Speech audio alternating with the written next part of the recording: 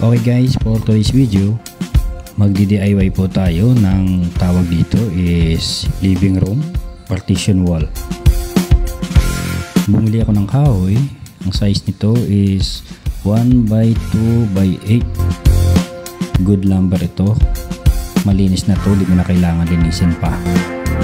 So ayun na, maglalagari muna tayo sa tamang sukat, haba na kailangan lang natin sa project na to.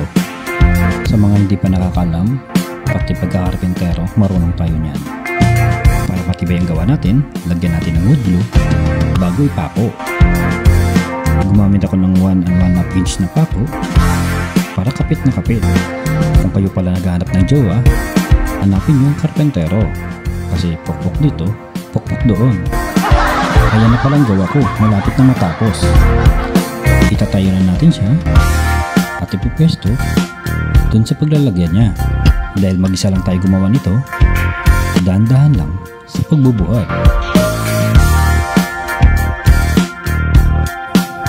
Gumamit ako ng aluminum level bar para masigurado natin na naka 90 degree angle ang mga kahoy na ito. Isa pala sa purpose sa project ko na ito upang ma-cover up yung pipe na inyo nakikita dun sa ceiling. Ito pala ang gagamitin natin sa taas para matakpan ang nakalabas na mga pipe. Ang tawag dito, wood panel board. Ang sukat nito is 1 meter by 15 cm. 20 pieces ang binili ko, ikakat ko na lang para kumasya. Nakatang and groove joint siya para pag pinagtabi mo, didikit siya. O diba? O ayan, magsisimula na tayo sa pagkakabit. Hindi ko na pala pinakita kung paano ko kinat ang mga board na yan. Ita-timelapse video ko na lang para mabilis. Glue gun na lang pala ang ginamit ko dito kasi magaan lang naman ang board na to. So ayan, malapit na matapos.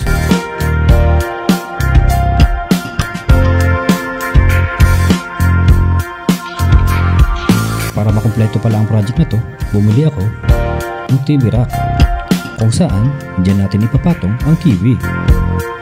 Medyo mabigat ito kaya kailangan natin ng tulong.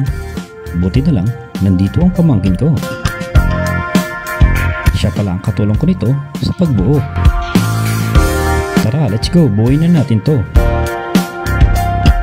Mabilis lang i-assemble ito, basta sundin mo lang yung manual of instruction. Kompleto din siya sa screw, ay pasobra pa. Time-lapse video ulit para mabilis. Kung gusto nyo malaman kung saan ko binili ito, ilagay ko yung link dyan sa baba sa comment section at click nyo na lang at umorder na rin kayo para sa inyo.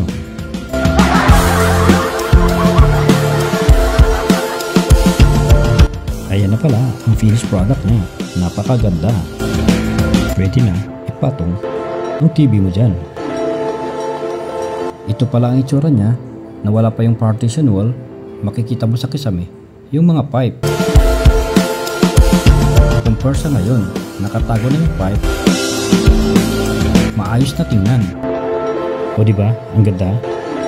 Ano masasabi mo? Comment down below na lang. Bye bye.